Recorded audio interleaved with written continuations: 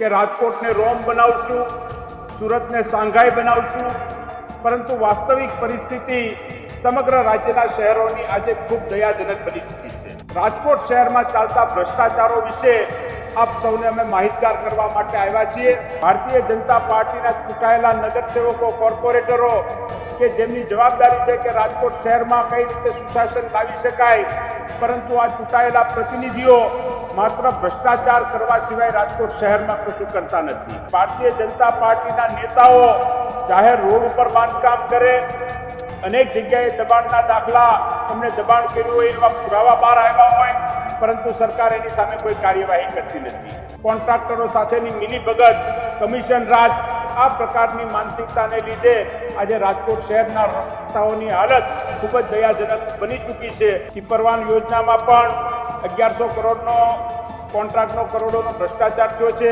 Crime ગમે ત્યારે ગમે તે વ્યક્તિનું મર્ડર થઈ જાય જાહેર રસ્તાઓ ઉપર, પરંતુ આ મૃદુ અને મક્કમ સરકાર આ ગુનાખોરોને ડામવા માટે સદંતર નિષ્ફળ નીવડી હોય એ પ્રકારની પરિસ્થિતિ ઊભી થઈ છે. રાજકોટ શહેર કોંગ્રેસ સમિતિના પ્રમુખ ડોક્ટર રાજદીપસિંહ જાડેજા, રાજકોટ મ્યુનિસિપલ કોર્પોરેશનમાં વિરોધ પક્ષના નેતા ભાઈ શ્રી વસરામભાઈ સાગઠિયા તથા આજની પત્રકાર પરિષદમાં ઉપસ્થિત તમામ પત્રકાર સાથીઓ, સમગ્ર ગુજરાત રાજ્યમાં ભારતીય જનતા પાર્ટીના ભ્રષ્ટ શાસનમાં શહેરી વિકાસ મંત્રાલય જાણે સૂતું હોય એ પ્રકારની પરિસ્થિતિ ગુજરાતના તમામ શહેરોમાં ઊભી થઈ છે.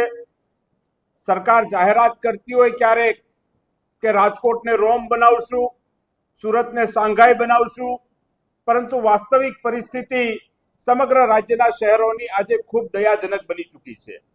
ગુજરાત રાજ્યમાં જુદા જુદા શહેરોમાં જે શહેરોની વાસ્તવિક પરિસ્થિતિ છે એનું એક તહોમતનામું કોંગ્રેસ પક્ષ દ્વારા તૈયાર કરવામાં આવ્યું છે. અને આજની આ પત્રકાર પરિષદમાં રાજકોટ શહેરમાં ચાલતા ભ્રષ્ટાચારો વિશે આપ સૌને અમે માહિતગાર કરવા માટે આવ્યા છીએ. અને આ વાત સમગ્ર રાજકોટના નગરજનો સુધી પહોંચે એના માટે આપને સમક્ષ આજે આવવાનું બન્યું છે.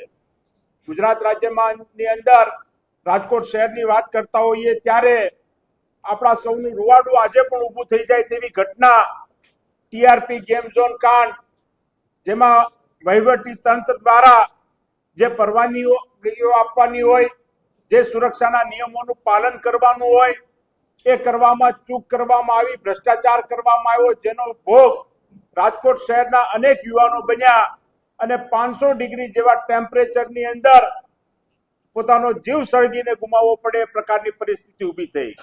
એના પરિવારજનો આજે પણ ન્યાય માંગી રહ્યા છે, પરંતુ ન્યાય મળતો નથી.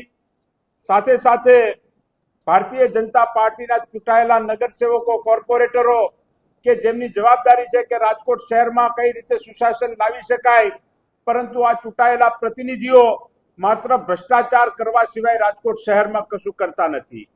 ભારતીય જનતા પાર્ટીના કોર્પોરેટરોએ કઈ જગ્યાએ લાંચ માગી, કઈ જગ્યાએ ભ્રષ્ટાચારમાં લુપ્ત છે એના પણ અનેક દાખલાઓ છેલ્લા અનેક દિવસોમાં મીડિયાના મિત્રોએ જ રાજકોટ શહેરની જનતા સમક્ષ અને સમગ્ર ગુજરાતની જનતા સમક્ષ ઉજાગર કર્યા છે. ત્યારે રાજકોટ શહેરની અંદર અન્ય એક મુદ્દો પણ આપણે જોઈએ તો ગેરકાયદેસર બાંધકામ હોય એની સામે કડક પગલાં લેવાની જવાબદારી સરકારની છે, તંત્રની છે, એ વાત સાચી, પરંતુ ક્યારેય એમાં ડબલ સ્ટાન્ડર્ડ હોવું જોઈએ નહીં. સરકાર માટે તમામ નાગરિકો એક સરખા હોવા જોઈએ. જે વ્યક્તિ સવારે કમાય અને સાંજે પોતાનું પેટ ભરતો હોય એવા વ્યક્તિને દબાણના નામે ઘરથી બેઘર કરવામાં આવે, પરંતુ સામે ભારતીય જનતા પાર્ટીના નેતાઓ જાહેર રોડ ઉપર બાંધકામ કરે, અનેક જગ્યાએ દબાણના દાખલા, એમણે દબાણ કર્યું હોય એવા પુરાવા બહાર આવ્યા હોય, પરંતુ સરકાર એની સામે કોઈ કાર્યવાહી કરતી નથી. રાજકોટ શહેરના પ્રથમ નાગરિક તરીકે રાજકોટ શહેરના મેયર આવતા હોય તો એમનો બંગલો પણ સરકારી જમીનમાં આવતો હોય. સ્ટેન્ડિંગ કમિટીના ચેરમેન, જે પણ એક ખૂબ મહત્વનું પદ છે, એના ચેરમેનના બંગલાનો વિવાદ પણ રાજકોટ શહેરની જનતા જાણતી હોય, ત્યારે માત્ર પોતાના પદાધિકારીઓને છાવરવા, અધિકારીઓને છાવરવા, નેતાઓને છાવરવા અને ગરીબ માણસોની સામે બુલડોઝર ફેરવું, આ પ્રકારની નીતિ આજે રાજકોટ શહેરની અંદર ચાલી રહી છે. રાજકોટ શહેર એ સમગ્ર સૌરાષ્ટ્રનું હેડક્વાર્ટર છે. પરંતુ આપણા સૌની કમનસીબી છે કે રાજકોટ શહેર આજે માત્ર સૌરાષ્ટ્રનું હેડક્વાર્ટર નહીં પરંતુ લોકો ભ્રષ્ટાચારના હેડક્વાર્ટર તરીકે જાણીતું બન્યું છે.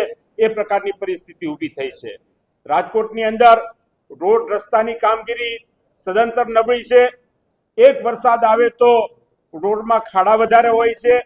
ખૂબ નબળું બાંધકામ, કોન્ટ્રાક્ટરો સાથેની મિલીભગત, કમિશન રાજ, આ પ્રકારની માનસિકતાને લીધે આજે રાજકોટ શહેરના રસ્તાઓની હાલત ખૂબ જ દયાજનક બની ચૂકી છે અને એના કારણે રાજકોટના અનેક નગરજનોને અકસ્માતનો ભોગ પણ બનવું પડતું હોય છે. સાથે સાથે શહેરમાં ગંદકીની વાત કરીએ તો ઠેર ઠેર ગંદકી પ્રસરેલી છે.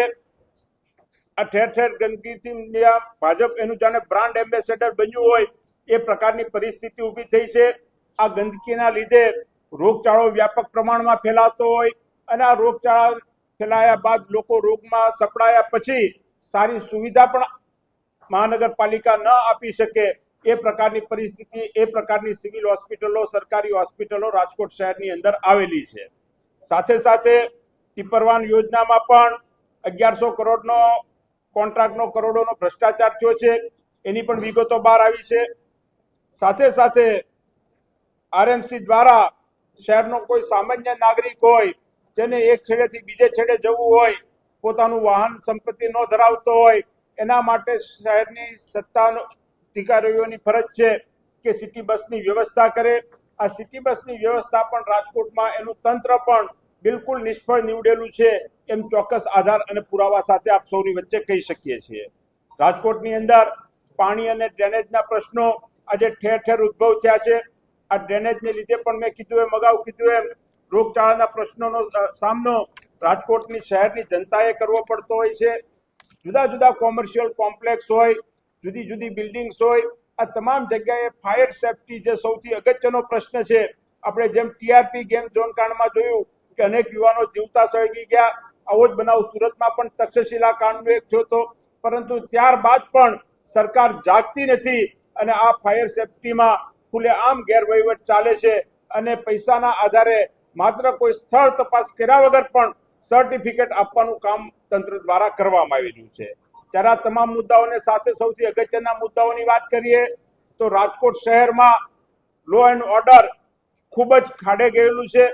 ક્રાઇમ ગમે ત્યારે ગમે તે વ્યક્તિનું મર્ડર થઈ જાય, જાહેર રસ્તાઓ ઉપર લૂંટના બનાવો રાજકોટ શહેરમાં એટલા બનતા હોય, ચોરીના બનાવો એટલા બનતા હોય, પરંતુ આ મૃદુ અને મક્કમ સરકાર આ ગુનાખોરોને ડામવા માટે સદંતર નિષ્ફળ નીવડી હોય એ પ્રકારની પરિસ્થિતિ ઊભી થઈ છે.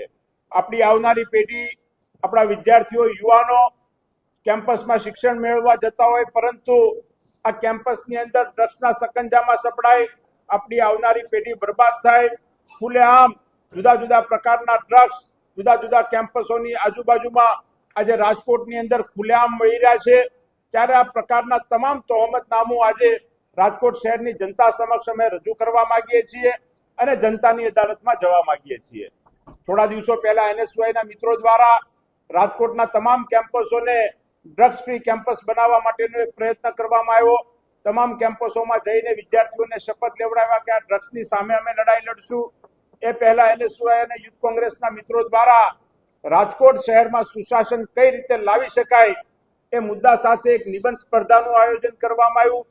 આ નિબંધ સ્પર્ધાની અંદર 450 કરતા વધારે વિદ્યાર્થીઓ વિદ્યાર્થીનીઓએ ભાગ લીધો અને કઈ રીતે રાજકોટ શહેરની અંદરથી પર્યાવરણને લગતા પ્રશ્નો દૂર કરી શકાય, ક્રાઇમને લગતા પ્રશ્નો દૂર કરી શકાય, આ તમામ મુદ્દાઓ ઉપર પોતાની વાત કરી. ત્યારે કહેવાનો મતલબ એ છે કે સ્કૂલમાં અને કોલેજમાં અભ્યાસ કરતા વિદ્યાર્થીઓ અને વિદ્યાર્થીઓને ખ્યાલ છે કે રાજકોટ શહેરમાં સુશાસન કઈ રીતે લાવી શકાય, તો આ મોટી મોટી ડિગ્રી ધરાવતા ભ્રષ્ટ અધિકારીઓ અને પ્રજાના મતથી ચૂંટાયેલા પ્રજાના પ્રતિનિધિઓ જે સત્તામાં બેઠા છે એને સુશાસન કઈ રીતે લાવી શકાય એ શા માટે સમજાતું નથી. ત્યારે આ તમામ મુદ્દાઓને લઈને આવનારા દિવસોની અંદર સમગ્ર રાજકોટની ટીમ કોંગ્રેસ જનતાની અદાલતમાં જશે, જનતાના જે પ્રશ્નો છે પ્રશ્નો માટે ઉજાગર કરશે અને એક વચન આપશે કે રાજકોટ શહેરને પોલ્યુશન ફ્રી શહેર અમે બનાવીને રહેશું, રાજકોટ શહેરને ક્રાઇમ ફ્રી સિટી બનાવીને અમે રહેશું, રાજકોટ શહેરને ડ્રગ્સ ફ્રી સિટી બનાવીને રહેશું અને રાજકોટ શહેરમાં એ પ્રકારનું શાસન કોંગ્રેસ પક્ષની આગેવાનીમાં ચાલશે કે જે કોઈ અધિકારીઓ કે ચૂંટાયેલા પદાધિકારીઓ માટે નહીં, પરંતુ રાજકોટ શહેરની જનતાના હિતનો વિચાર કરી અને સરકાર ચલાવે, સત્તા ચલાવે એ પ્રકારની જનતા સમક્ષ અમે અપીલ કરીએ છીએ. આ બાબતના આપ સૌના કોઈ બીજા પ્રશ્નો હોય તો ચોક્કસ કરી શકો છો. રાજકોટમાં આરોગ્ય શાખામાં દવાઓ, સફાઈ અને કોન્ટ્રાક્ટમાં જે ભ્રષ્ટાચારો થયા છે એનાથી પણ આપ સૌ વાકેફ છો. આપને એક પ્રેસ કોન્ફરન્સની નકલ પણ આપશું, પ્રેસ નોટની, અને આપ સિવાય પણ આપના બીજા જે કોઈ પ્રશ્નો હોય આપ કરી શકો છો. પરંતુ આવનારા દિવસોમાં રાજકોટની પ્રજા જે ભારતીય જનતા પાર્ટીના ભ્રષ્ટ શાસનથી પરેશાન થઈ ચૂકી છે, ત્રસ્ત થઈ ચૂકી છે, એ કોંગ્રેસ પક્ષમાં વિશ્વાસ મૂકશે અને રાજકોટ શહેરની અંદર લોકોની સરકાર બનશે એવો અમને પૂરેપૂરો વિશ્વાસ છે. ખૂબ ખૂબ આભાર, ધન્યવાદ.